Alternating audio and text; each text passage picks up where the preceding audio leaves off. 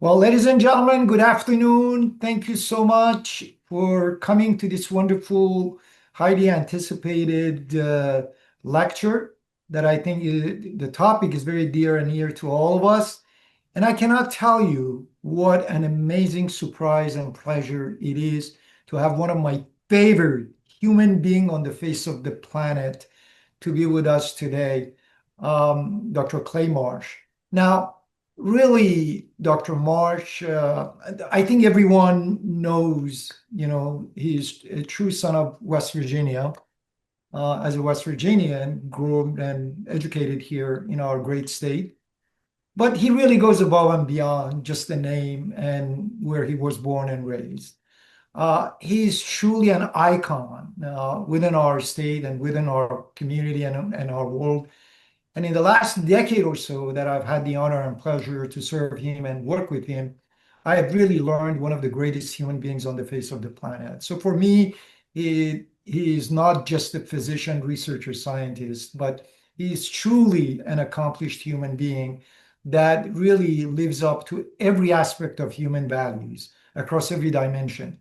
So I know there is a lot to be said about Clay, and frankly, I mean, he has his own Wikipedia page. In case if you want to go, please do so, because that somewhat explains the magnitude and the extent of his achievements in his life, and he continues to do that. But I wrote a couple of paragraphs that I thought would be worthy of just mentioning a few tokens of his brilliant career. So, by the way, he goes by the name Clay. I mean, he always corrects people when you say Dr. Marsh and always turns around and says Clay. So, Clay Marsh is a physician, scientist, higher education leader, and chief health officer for West Virginia University, serving as the chancellor and executive dean of health sciences and dean of the School of Medicine. He not only shapes the direction of the university's 5 health professional schools of dentistry, medicine, nursing, pharmacy, and public health, but he's also the statewide allied health program and clinical operational executive. He also serves as the state's lead representative and a spokesperson, both nationally and internationally, in the areas of health, health education, and academic medicine. He is the joint leader of WVU Medicine, West Virginia's largest nationally ranked healthcare enterprise and largest employer in our state. In addition to these responsibilities, Dr. Marsh serves as the executive director of the West Virginia Research Corporation, where he oversees university-wide research and commercialization. And of course, he is really decorated with hundreds of publications and infinite number of references that he has been achieved. His talk today is about quantifying health, data discovery, and the path to longevity, which explores a unique perspective on redefining health based on current scientific evidence. Dr. Marsh will discuss the powerful role of biological age, mindset, purpose, and community in shaping long-term health and longevity. He will share compelling data linking stress, connection, and perception to chronic diseases, risk, and touch on the cutting-edge science of quantum physics while offering transformative insights for clinicians and patients alike. Ladies and gentlemen, without further ado, Dr. Clay Marsh. Clay, please, thank you so much for joining us. Really appreciate it. You're in Charleston, West Virginia, and we cannot thank you enough for taking some time out of your busy day to be with us. Oh, Ali, that's way too generous, and thank you so much. And if anyone in the audience has a question as I'm talking, please feel free to include that in the chat. I can only see one panel as I'm talking, so I can't see you, but I'm happy to stop the talk and answer. And then at the end, as was said previously, we'll take the slides down, then I'm happy to address anything you want to address. So here we go. So Ali, next slide, please. Absolutely. So one of the really, I think, important opportunities for us in West Virginia and beyond is to try to understand what health means. And as we look at what's happened with WV Medicine, as we've expanded access to different hospitals as part of our healthcare system, we've gone from 5 to soon to be 30. And we now have a footprint in almost every area of West Virginia and many of our surrounding regions in other states that are adjacent to West Virginia. But while we have improved the access to very complex healthcare, which has been great because people get to stay in the state, maybe as opposed to before when people left to be seen at the Cleveland Clinic or Ohio State or Johns Hopkins or others, our real opportunity is to try to improve the health of our population. And as we look at the definition of health, a lot of times we have more fuzzy or more ethereal definitions of that. Like we feel well, we don't feel sick. It's, health is having dimensional sort of positivity around social issues, financial issues, physical issues, but we also know that disease can hide in asymptomatic states for a while. And so to me, defining health is a matter of comparing your body's age, your biological age, to your chronological age. And if you would buy that, again, you compare your body's real age versus your birthday age, and the lower your body's age is versus your birthday age, the healthier you are, and the higher your body's real age is versus your birthday age, the less healthy you are. And therefore, looking at longevity studies and longevity data makes a big difference.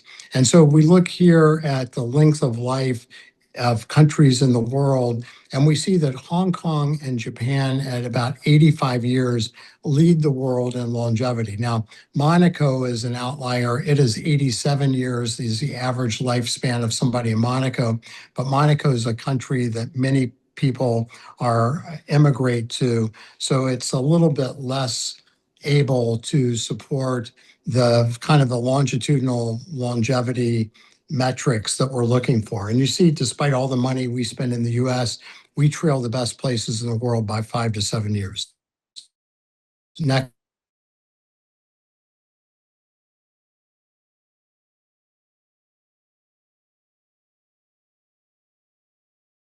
Commonwealth Fund said if we can do Western successful, high revenue Westernized countries, we trail even the best countries in the world by 4.1 years. Next slide, please, of lifespan. And when we look at even trying to help people live longer, we all want to live long, but we want to live well. And the World Health Organization reported recently that the gap between how long we live and how well we live is 9.6 years. And that really suggests that even if we live longer, almost 10 years of our life is going to be spent in poor health. And when we look at the number of years people live with a disability on the right side, the right graph, then it suggests that the more years we live, the more disability we suffer.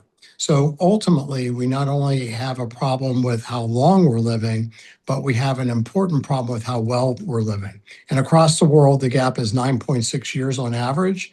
In the United States, we are the worst country in the world as far as that gap between how well you live and how long you live at 12.4 years. So despite spending all the money we spend on healthcare, we are really failing our state in many ways and our population. Next slide, please.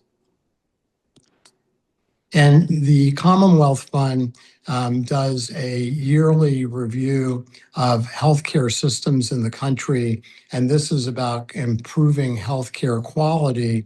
And I'll show one slide from this paper. This is an important paper, though. Next slide, please.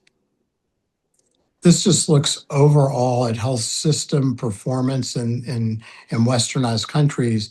And you can see all the countries kind of stack up. And there at the bottom is the United States of America. And when we look at the money we spend on healthcare, we spend more than than 50% more on healthcare than the next country, which is Germany.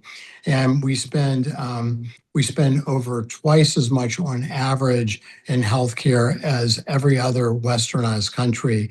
And we have, we do have the worst healthcare outcomes in the world. So it's clear that spending more money on healthcare is not necessarily the answer and the driver to improve the health and the lifespan and the health span of the population. Next slide, please.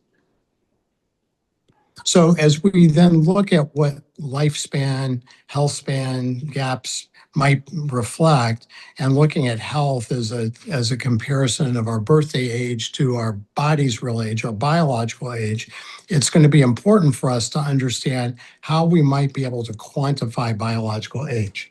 Next slide, please.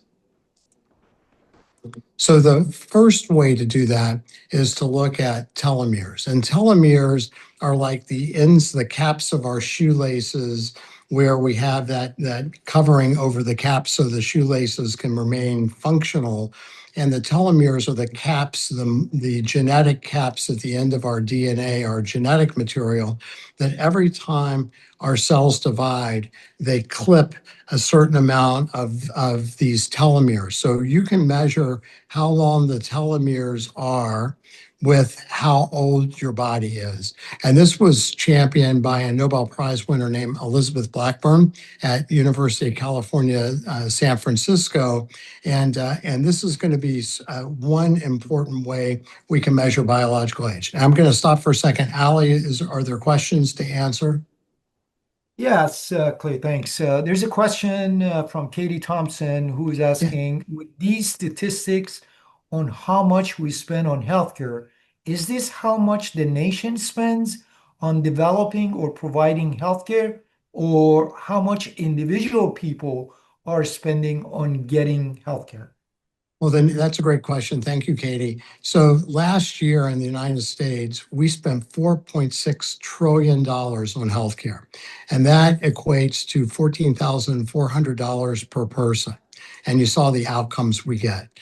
At the current rate of spending and growth in healthcare costs, health costs in our country, by 2032, the projection of the cost of healthcare in the US will be $7.2 trillion.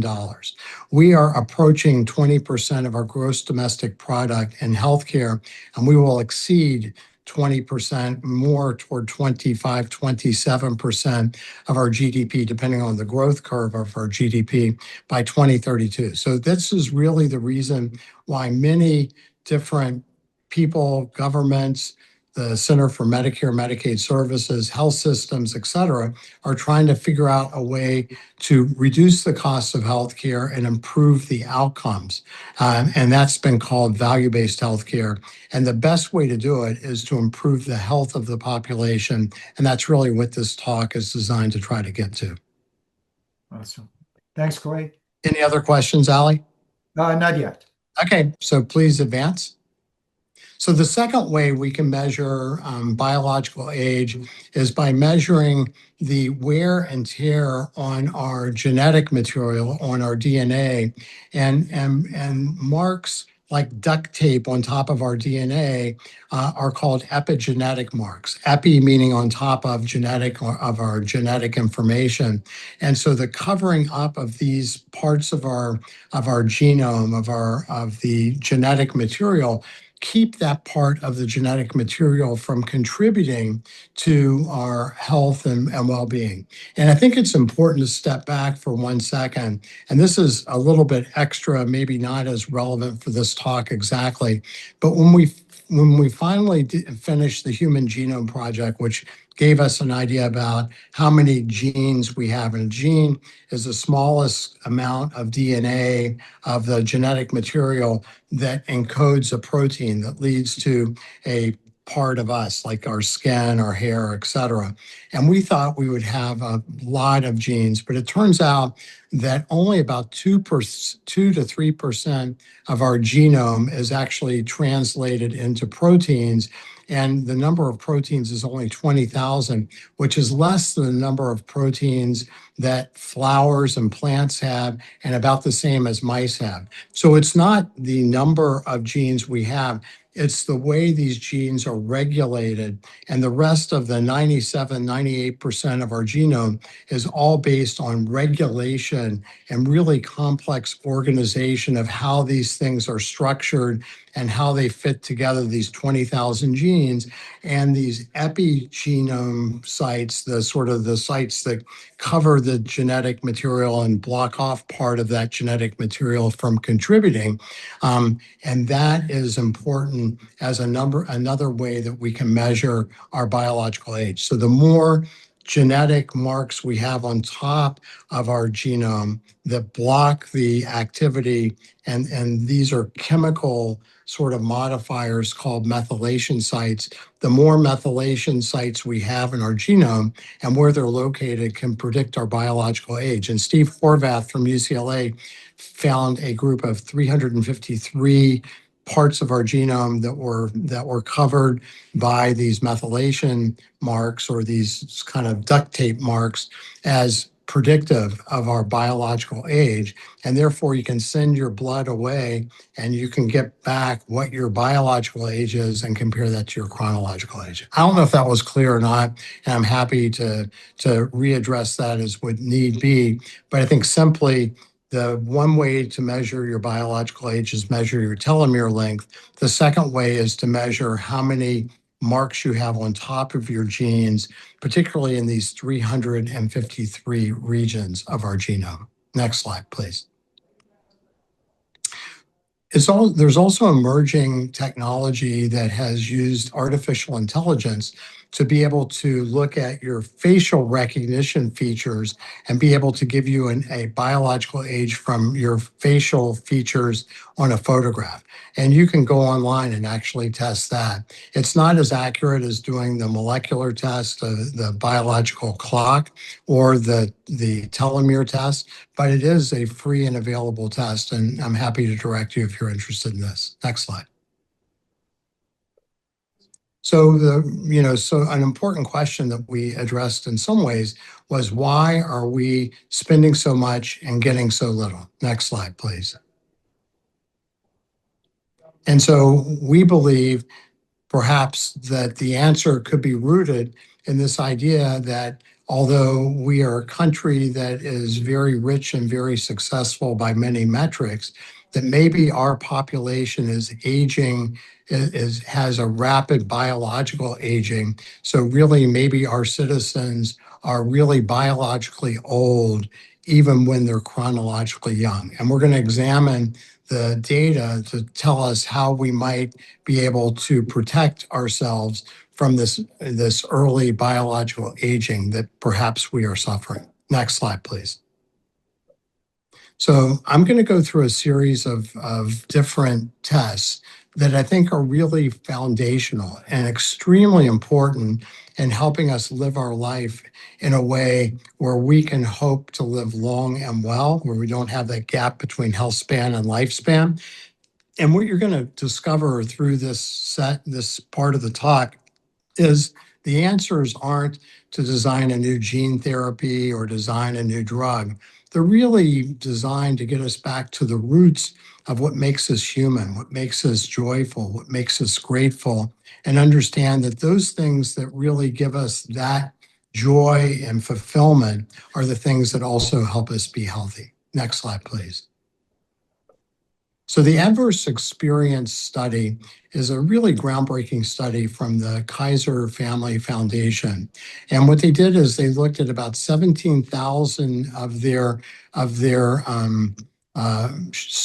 healthcare insurance holders. Kaiser is a healthcare system, but is also an insuring agent. And they looked at 17,000 of their participants And they asked them to remember back when they were 18 or younger. And these were participants that filled out the study at any age. But remember when they were 18 or younger, and they asked them about 10 different types of trauma. And these types of trauma span between traumas of abuse, traumas of neglect, and traumas of household dysfunction.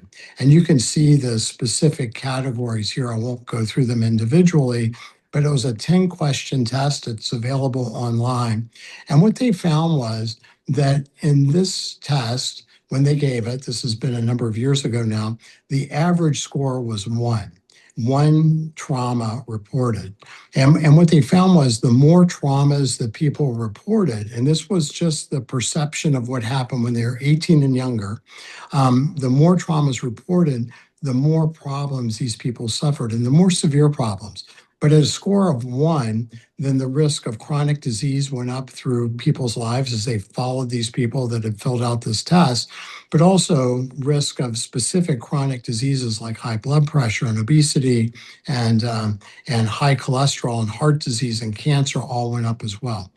If your score was 6, then your risk, let me go 4 first. If your score was 4, then the lifespan they found in people that didn't have intervention done was 4.7 years less than people who had a score of 0. And the risk of chronic lung disease went up by 600% from smoking, and the risk of suicide went up by 1,200%.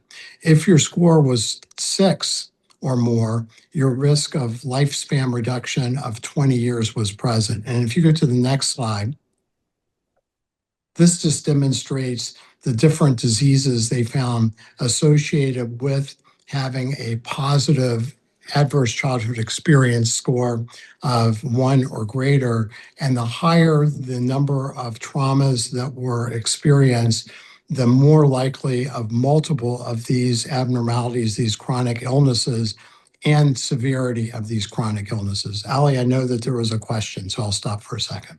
Yeah, I think Sayamala, with respect to this Kaiser study, is asking, is it truly objective instrument?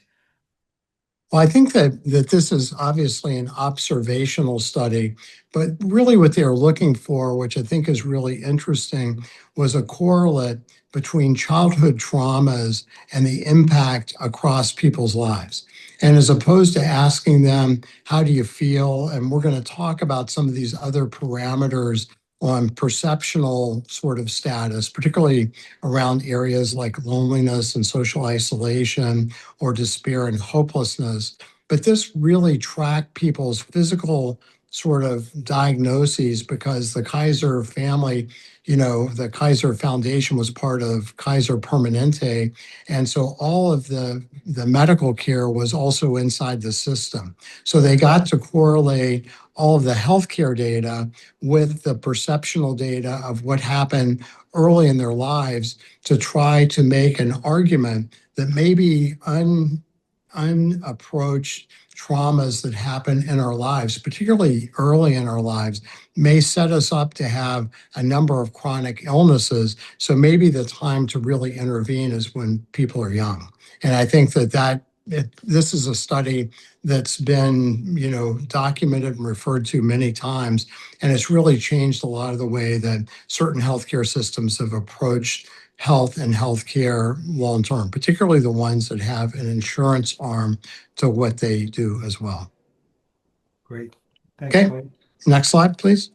Yeah. This is a separate study that was done from Princeton by a Nobel Prize winner, Angus Deaton, and his research partner, and also his spouse, Ann Case, where they were looking through data, and this was back in the late 1990s and early 2000s, when they were looking at the relationship between economic productivity and chronic pain. And they ran into the opioid epidemic that was going on then.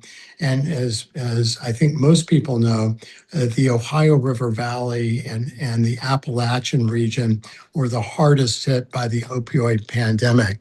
And ultimately, what they found was that there was an association between people that lived in these regions, and particularly people who were white and less educated, were impacted by the sort of the issues that were going on in the Appalachian region, the Ohio River Valley region, that ended up with, over 500,000 deaths up to, the pre-COVID time. And what they found was, if you go to the next slide, that this was different than other countries. And you can see here the red line is US whites, Caucasians, versus a number of other countries. And you can see the green line is France, and the dashed blue line is Germany and Sweden, et cetera. Next slide, please. And when you look at the US population that were being impacted, that were dying, you can see that the men and women with high school degrees or less were really impacted disproportionately than people with four-year college degrees. And what they found is that these people were dying of overdose, alcoholism from chronic liver disease, and suicide. And so as you look at these populations, it appears that there is a resilience factor that was really missing in many of these men and women. And what they found was, as they did their analyses, that the root cause of this were the loss of jobs in Appalachia and the Ohio River Valley, and also the high cost of healthcare insurance, because that was employer driven, and employers were then motivated to move, less sophisticated jobs, blue collar jobs and manufacturing jobs to other countries, which saved a lot on health insurance. So the people that were left behind, which includes people in West Virginia, really started to become depressed and felt that they were victims. And the less education they had, the more risk they had of succumbing to deaths from these causes. Next slide, please. And this is a study, we talked about telomeres earlier, a separate study done in San Francisco by a Nobel Prize winner, Elizabeth Blackburn, and also her research partner, Alyssa Appel, who's a behavioral psychologist. And this, to me, is a really unrecognized, incredibly important study that gives us incredible insights about how we should live our life, I believe. And if you go to the next slide. So basically what this study was about was that the study was really to ask the question, does psychological stress, how we perceive the world, does that cause us to age faster, to have our telomeres shorten faster?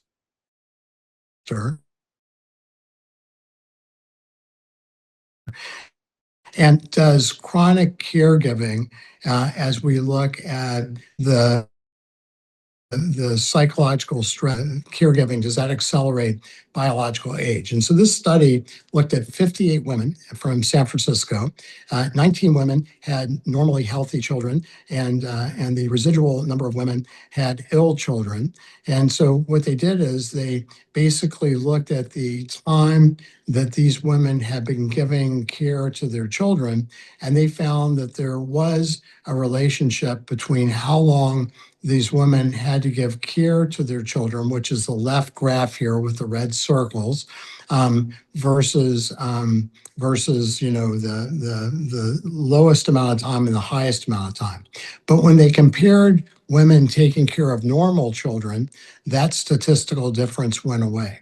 So it said that not only the duration of caregiving, stress caused biological aging differences in the population, but they also gave a survey, a validated survey called the Perceived Stress Survey, which looked at over the last month how severely these women saw the stress in their life, and how intensely did they experience it. And then if you look at the graph on the right, this is now the triangles that, the women using the stress survey. And what they found was that the more the women perceived the stress in their life as negative, the more their telomeres were reduced. And that was different than women that saw the world as positive. And if you looked at the lowest quartile, which was that saw the world as the most positive, and the highest quartile that saw the world as the most negative, then and you measured their telomeres, there was a 9 to 17 year difference between these women. And again, the average age of these women in this study was 38 years old. So it appears from this study that even seeing the world and perceiving the world as negative, intensely so, over the month during this before the study, was able to contribute to an acceleration of the telomere length, which correlates to how their body is aging. And the lower the telomere length, the shorter they are, the faster your body's aging. So I think that's a really important study because it says if we see the world as fearful and frightening and we feel victimized or feel scarce about it, perhaps that drives our bodies to age faster than if we see the world as connected and welcoming and we see the world as abundant. Next slide, please. And Vivek Murthy, when he became the Surgeon General, said that COVID's not the only pandemic problem we had to the United States or epidemic, but really when he went around to do his listening tour during his second term as Surgeon General, he said that loneliness and social isolation are. And in fact, one study at Harvard University said only 17% of students that were surveyed felt that they had a stable home that they felt connected with at Harvard University. And we know the problem of loneliness and social isolation is one that's affected young people disproportionately. And in some studies, up to 65% of people under the age of 25 feel lonely or socially isolated at different times. Next slide, please. What's interesting about this is that people that feel that they lack the social connection and the safety involved can live up to 15 years fewer years than people that feel deeply connected. And as this graphic said, that lacking social connection is as dangerous as smoking up to 15 cigarettes a day. And as we look at this, we also reflect back on the studies, and I'll say one more thing and I'll stop, but a study that was done by Google that basically found that they asked the question, what was the critical factors of Google's highest performing teams? And they called it Project Aristotle. And they looked at everything. And again, this was not Google's happiest teams, it was their highest performing teams. And what they found was high degrees of psychological safety was the key factor that gave Google's best teams their highest performance. And here, feeling connected and feeling safe and feeling that you can be authentic and that you're valued becomes really important here. So this connection between us feeling part of a community and our biological age and our health is an important correlate. And we'll talk about this more in a second. Ali, I'll turn back to you for a second. Yep, absolutely. Sayamala is asking, for public health perspective, as a nation, we need to stress the need to address socioeconomic factors to alleviate this phenomenon. Is it not so, based on your understanding? So I'm going to talk about another study called the Blue Zones, and let me reserve my comments there because I think it will become more relevant. And I do believe that the experience of poverty and disparities of health, et cetera, are certainly important and something that we know exists in rural America, perhaps in different ways than in urban America. But I'm not sure that poverty alone can explain everything we're seeing. But let me readdress that here in just a second, if it's okay for me to defer the answer for a minute. Absolutely. Okay. And here, being at West Virginia University, this is near and dear. And we alluded to this in the deaths of despair and hopelessness. So Angus Deaton and Ann Case that found that people in America pre-COVID who had a high school education or less, that were more Caucasian than African American, were disproportionately dying of overdose, suicide, and alcoholism. And what they then looked at was what is the benefit of education on lifespan. Next slide, please. And what they found was when you look at death indices and you start comparing people with a high school degree versus a college, 4-year college degree, that there's an 8.5-year lifespan benefit to having a college degree, which is pretty amazing, really. And if you have less than a high school degree, that lifespan benefit goes up to 11 years. And that doesn't necessarily mean that there's not people that don't have formal 4-year, education, higher education degrees that aren't doing well in our country, because of course there are. What this says, though, is that there's something that's important about having our population be educated. And when you look at many developing countries, their whole focus is educating their population to be able to help them have good jobs.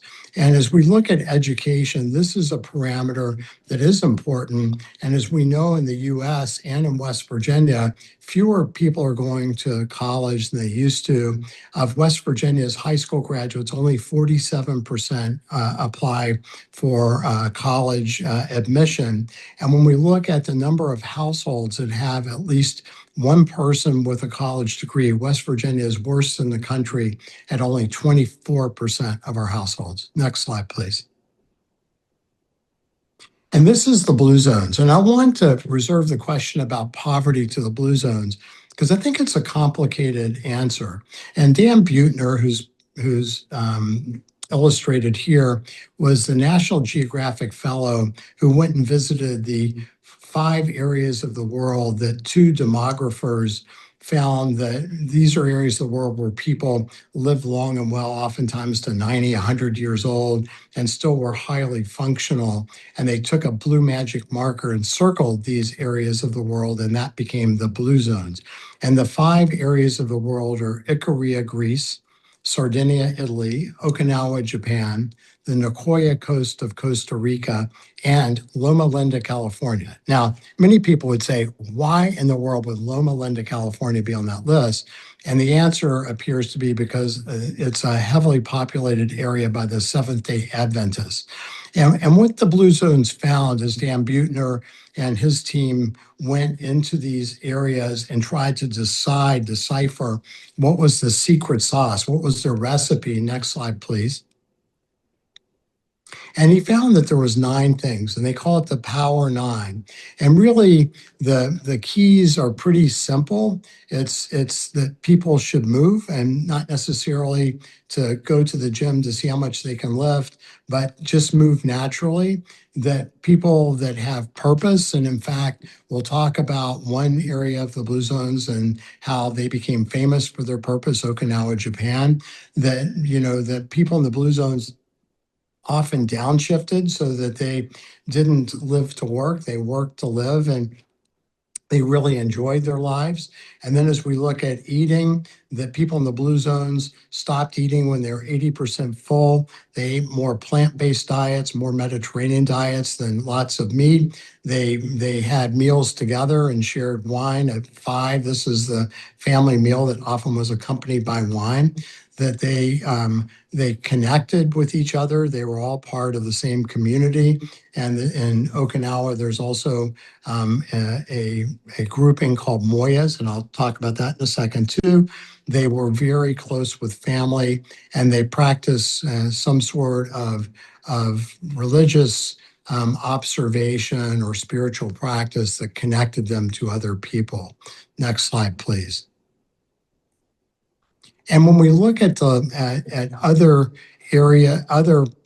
research projects that follow people for 80 or 90 years, this is the longevity study. There's also a Harvard grant study. What they found was pretty consistent. Next slide, please. They found the single most important thing that you can do to live long and well is stay connected to other people. Don't be fragmented, stay connected. And as we review the root word of health and heal and holy and holistic, we find out that they all come from the same root word, hale, H-A-L or H-A-L-E, and it means whole, W-H-O-L-E, connected. And social connection and social community becomes the most important sort of adhesive that keeps you living long and living well. Next slide, please. In Okinawa, Japan, I alluded to, there is a practice called Ikigai, I-K-I-G-A-I. Now, I said this during a commencement speech, and they were real-time streaming, and to do the kind of the closed caption part. And instead of I-K-I-G-A-I, they spelled it I-C-K-Y, one word, G-U-Y, another word, but that's not right. It's Ikigai this way. And Ikigai is the interface between what you do well, what needs to be done, what you can get paid for, and what gives you a sense of great purpose. And so Ikigai is really a driver of longevity in Okinawa and has really been picked up as the golden circle, the start with why that Simon Sinek has popularized, which says the best people in the best companies don't start with how or what they do. They start with why they do things. It's the reason for being. Next slide, please. And let me just make one more comment because I thought the next slide was about moyas. Moyas are groups of friends that are introduced to each other young, and that is also in Okinawa. And those social relationships maintain for people's whole lives, at least in the blue zones they did. And one of the things in the blue zones that was so important back when the blue zones were discovered was that people weren't necessarily very mobile. And so a lot of what people did in the blue zones were really because these communities lasted for generations and people knew each other. And the purpose may be to pray for the village, or, people ate plant-based diets because meat was really scarce and people walked and, ambulated because they didn't have cars. They didn't have the internet. They didn't spread themselves out. They didn't take trips. They didn't move all the time for their jobs. So taking the recipe from the blue zones and applying it to today is not easy to do. And in fact, the blue zone areas, many of them have stopped having the people that live there live very long because they've gotten commercialized. They've gotten fast food. They've gotten more money and more tourism. So I think saying, does poverty drive and social disparities of health drive health? I think it's the way that we see the world and the way that we live that becomes really important. I think the blue zones tell us that. Next slide, please. And I'm really a fan of this.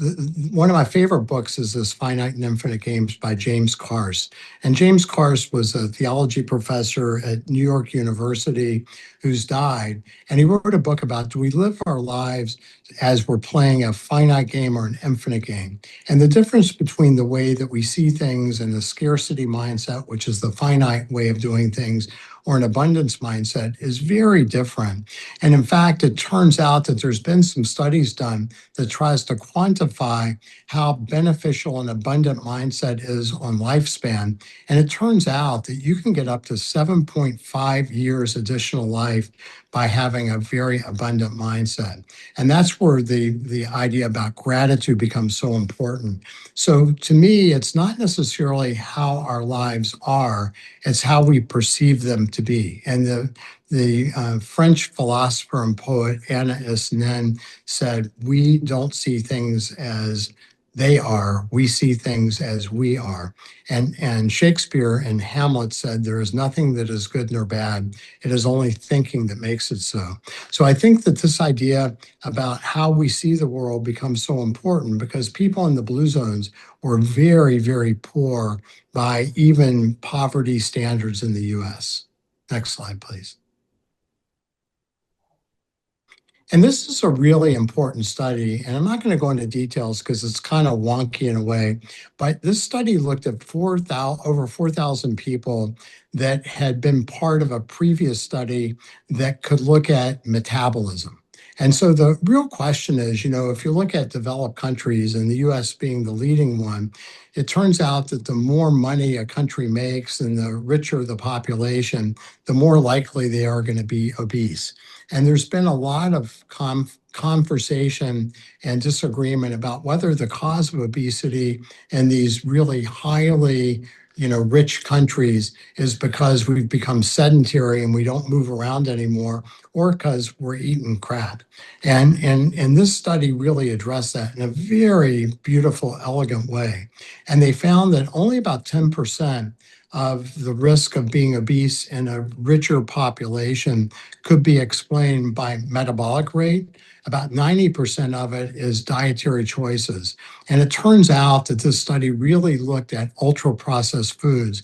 And the more access to ultra processed foods a population has, particularly a rich population, country population, the more obese it is. So this study would say it is really the food we eat that makes the most important impact to obesity. And it turns out that in the adverse childhood experience study, in the study from San Francisco about stress and the impact of stress on lifespan, and on several other studies, that the other important finding was that the faster the biological age, the more likely the population was obese. And West Virginia is the highest obese plus overweight state in the country. And the United States is the most obese plus overweight country in the world. So it may be that obesity could be a reflection, a physical finding of an aging population. And I saw we got another question, Alec. Yes. So I'm always asking, is technological advances impact on the abundance mindset? Yeah, I think that's a really important question. And I think it's individual because we have access to all the world's information at our fingertip. And for many people, the sort of, if we look at advertisers trying to get our attention, then one of the most important ways that advertisers try to get our attention or political approaches is by generating the fear response. So we have a part of our mechanism, our survival signals, that has a doubling of our trying to avoid fear as half as much enjoying gain. So we respond to fear. So many articles and journals or headlines are fear-based to get us to look, to focus, to have us uptake that. So I think that certainly the internet provides the greatest access to all the beautiful things we can imagine, but it also allows us to have access to all the things we're afraid of. So I think a lot of it depends how you use the internet and how you perceive the information that you're seeing. Very well. Next slide. And it's also a question of how many steps a day do you need? And that was a study trying to promote more steps. So it was 10,000 steps a day. And so people have been stuck there. But this study was done to look at how many real steps a day. And it turns out about 7,000 steps a day is optimal. And you can get that by your Apple Watch or your Fitbit or whatever other digital tracking device you have. But it also is important to know that as few as 2,300 steps a day actually gives you cardiac protection. So you don't have to, don't get frustrated if you can't walk 10,000 steps a day or 7,000 steps a day, you don't get it in. It's really the consistency you walk with, and try at least to get 2,300 steps a day. And that not only helps your heart function, and remember, heart disease is the leading killer of people in the United States still, but it also can reduce your risk of Alzheimer's disease by up to 2/3. So movement is really, really good for us. And our evolutionary roots were walking 10, 12 miles a day. So very few of us get that kind of movement, but even modest movement and just walking is really, really beneficial. Next slide. And this is another study demonstrating the benefit of education on early mortality.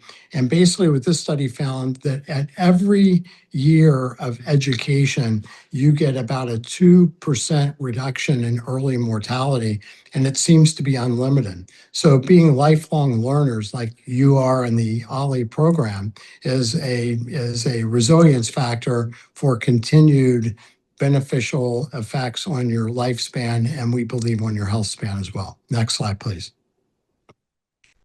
Next slide, please. So I've become very interested, as Ali indicated, in trying to look at the most cutting edge area of science. And when we look at science today, science is really limited to our ability to perceive a signal. And we know that in science that we only believe what we can measure, but what we can measure is really limited. So for instance, our visual measurement is limited to only 0.0048% of the entire 100% electromagnetic spectrum. So the electromagnetic spectrum is here, and we can only see like this. And so we are limited in what we can see with our senses, or hear with our senses, or smell with our senses, or feel or touch.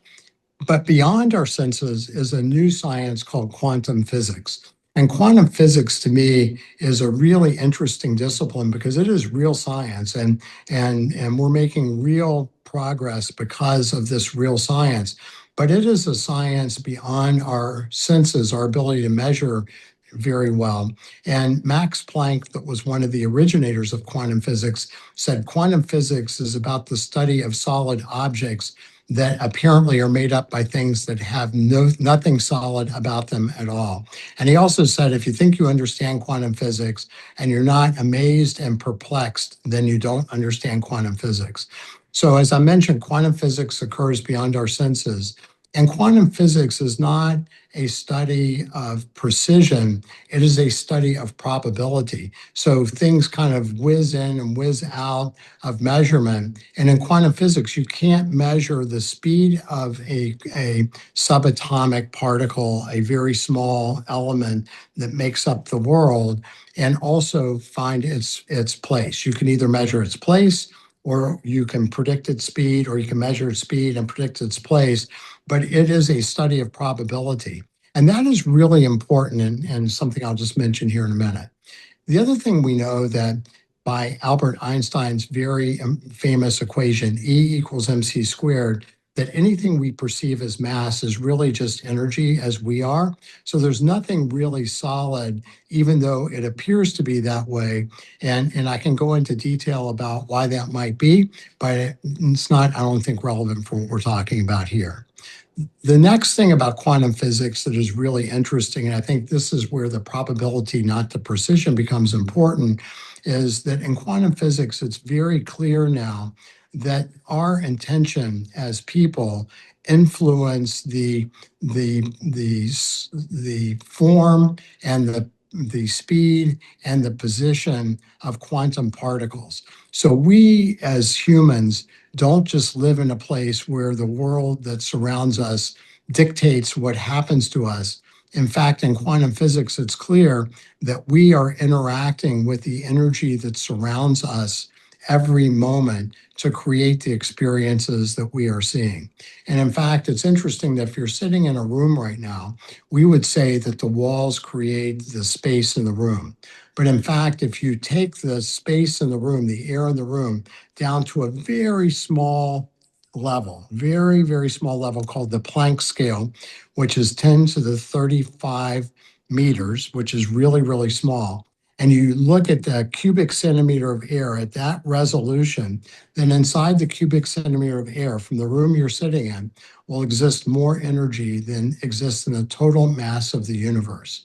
It's also said that because everything that appears solid is made up of atoms, and atoms are all open space, and that's ATOMS, that if you would take 8 billion people on the planet and you would take all the atoms that make up each one of these 8 billion people and take it in cumulative, all 8 billion people, take out all the air from all the atoms of all the 8 billion people, you could fit what's left of of the 8 billion people on Earth inside of a sugar cube.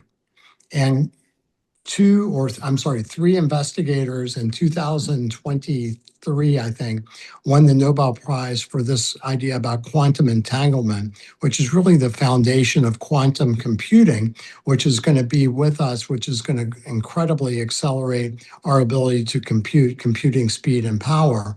But they found that even if you take a subatomic molecule or even DNA, and now even things that are more macro sized, or you take 2 photons of light and you cut them apart, two things that were connected at one point, you cut them apart and you spread them out up to 8,000 miles has been the greatest amount we've done so far, that these two separated particles act like that they are connected directly.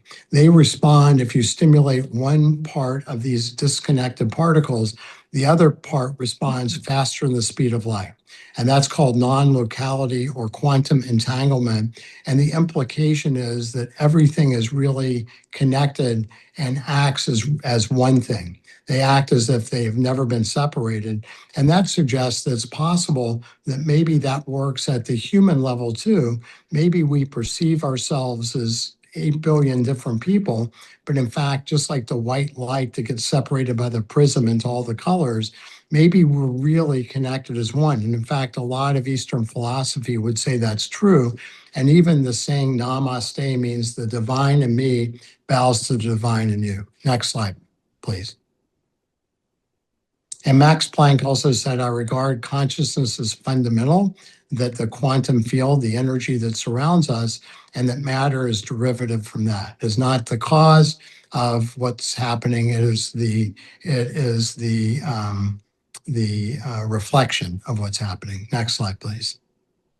And ultimately, the best advice to do is stay connected, stay purposeful, live with gratitude, be abundant, and appreciate your life, because no matter if you live another day or another 50 years, every day is an opportunity for you to see your life as special.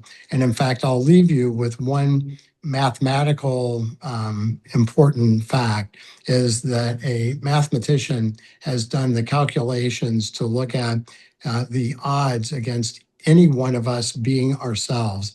And the odd against us being here as ourselves is 10 to the 2,685,000th power. Impossible, but here we are. And I'm very grateful for it. And I just said today here at the Capitol building is that we have very much underrepresented and underappreciated the joy of being vertical on a given day and being able to do what we love with the people we love. So thank you so much. And this Oh, is and this is a quote by Rumi that I love. and Rumi is one of your favorite poets, and Rumi is my we're favorite. And this basically says that we're all the same, even though we look different, and that we are gazing at the light with the ageless eyes of what we're looking for. So this idea that what we look for outside of ourselves is really what we're part of. And Rumi also said, you are not a drop from the ocean, you are the entire ocean in a drop. indeed, indeed. And if we could get the slides off, and I will. Yep. So I'm asking the audience to please unmute yourself or put your questions in the chat, and I'll be more than happy to address it to Clay. Let's see if I can close that. Clay, can you see me? Yes, I see it perfectly. Can you see me? Awesome. Awesome. So while folks are putting their comments or their questions in the chat, um, as you know, Viktor Frankl has a unique way of looking at purpose. He says the purpose of life is to give your life a purpose. So the question is, really, do we need purpose in order to have a good life? Well, I think that the greatest, I love Rumi, but I also love Rabindranath Tagore, who's an Indian poet and philosopher and mathematician. And Tagore, one of my favorite little quotes is Tagore's that said, I dreamed that life is joy. I awakened and realized that life is service. I acted and behold, service is joy. So ultimately, I think the greatest privilege we have is serving others. And the Dalai Lama said that the only way he believes to joy and fulfillment is in number one, the recognition of the deep interconnection between all people and all things. And that was reflected in the quantum entanglement sort of observation. And number two is service to others. So, Simon Sinek has pointed out about the power of purpose. We talked about Ikigai as being a driving influence in Okinawa for the population there. And I think that the other part that's really important to recognize is even the simple owning of a pet or taking care of a plant can improve the quality of life and the lifespan of people as they get older and get separated from other parts of their community. So the simple caring for something else or somebody else appears to be very much a facilitating factor in our lifespan and our life quality. Awesome. Excellent say. Darren Liu is asking, great talk. Thanks, Clay. Given the findings on the impact of social connections and childhood experiences on health, are there any specific programs we at WVU can develop to foster healthy aging in West Virginia? Thank you for that question. I think that that's really the $64,000 question. We have a lot of data about all the stuff that we want, but like the blue zones, it's not so simple that you can't just extract a recipe and expect that you're going to get the same outcome, the same cake as was built by the people in the blue zones. And in fact, it's also interesting. There's a lot of population data that would say that if you would move from a country of high lifespan benefit to a country that was much lower, then you would basically adopt these metrics of the country that's much lower. But if you move with a group of people from a country of high lifespan benefit, like we talked about the Seventh day Adventists in Loma Linda, California, then you lived like the country you came from. So, this idea that there is a resilience factor and a stickiness to having people move together that is important. And so as we look at the reflections of the childhood experience survey, adverse childhood experience survey, or the deaths of despair of hope and hopelessness, or look at social isolation, loneliness, I think what we see is it's probably a more important how we see the world and how we orient ourselves. I mean, Ali talked about Viktor Frankl, who was a psychiatrist, which he was in Auschwitz as a Holocaust survivor, and he talked about even finding joy and beauty in the most simple of things in a tree that was outside his window. And this idea that we may not control the stimulus, but we always have a beat to control our response, and that everything exists in that sort of ability to control our response. So I think we know some things about what helps people live long and well. We have not been able to actuate that very well in the United States, as we've seen with the metrics of spend and outcome from the US or healthcare metrics from West Virginia, which are very, very much less good than we would like to see them. Awesome. Well, at what point does the pursuit of longevity conflict with the acceptance of mortality?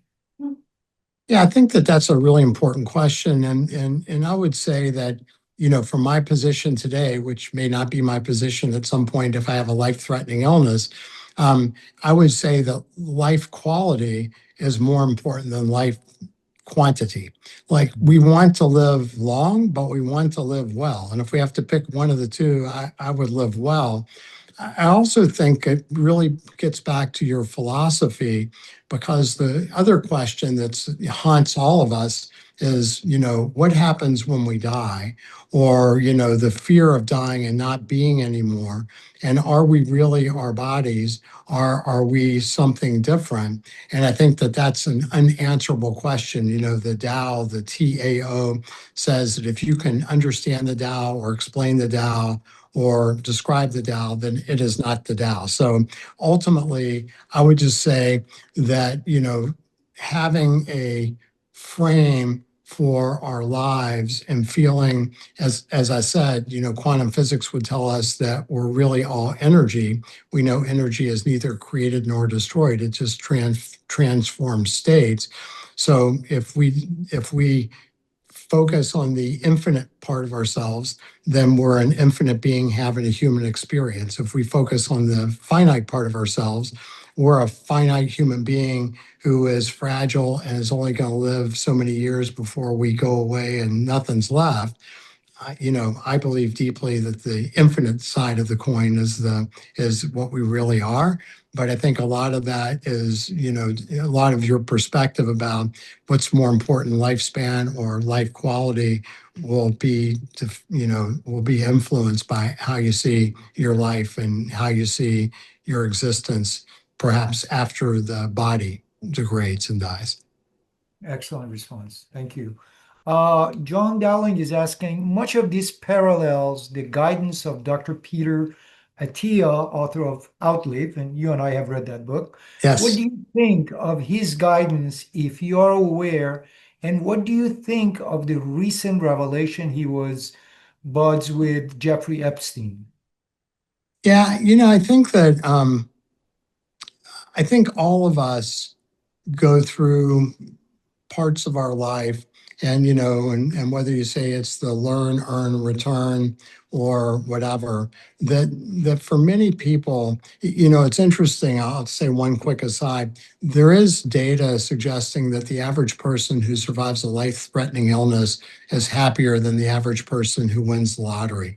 And I think that as you are focused on me, I, human being, then that is driven by ego, which is not a bad thing. It just is our sense of our individual self. What I've been talking about and trying to communicate is that maybe the real secret to longevity and great life is the ability to embrace all of us with the idea that we're really an infinite being having a great human adventure. And I think a lot of philosophers and a lot of different spiritual, issues would reflect that. I do think that it's hard for people who have great insights or who have great information to share not to want to promote themselves as well, because like we've seen, in the old days, chefs were caregivers of others, and now they've become celebrities. The newscasters have become, the story's been about them. I mean, so Peter Attia is a very smart person. I met him many years ago when a mutual friend named Gary Taubes, I got to know Gary, and Gary was really one of the first people to recognize the impact of sugar and the toxicity of that on life and longevity. But I think for many people, it's hard to not be impacted by being famous or being sought after.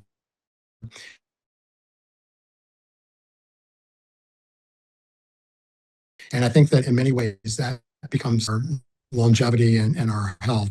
And I'll just say there's an Indian sage named Nisargadatta Maharaj who has been written about by a lot of people. And I feel like this is a sage that I've read a lot about too. And he said that wisdom is understanding I am nothing, and love is understanding I am everything. And between these two poles, my life revolves. So I like to think that we are really the energy that surrounds us, the consciousness or the awareness, which is nothing, not to mean no thing. It just means that we can't see it with our senses. And by loving each other and serving each other, then we are everything. And to me, the beauty and the privilege of service to each other, we like to think that we want to get stuff, we want to win the lottery, we want to get the raise, we want to get the prize. But maybe the only way really to ever get anything is to give from our hearts, because if we're really part of one thing, then the more we can reduce the fragmentation by welcoming and loving and valuing all parts of our life and world, is not necessarily reconnecting to others, as we've talked about with community, but maybe it's a metaphor for reconnecting ourselves.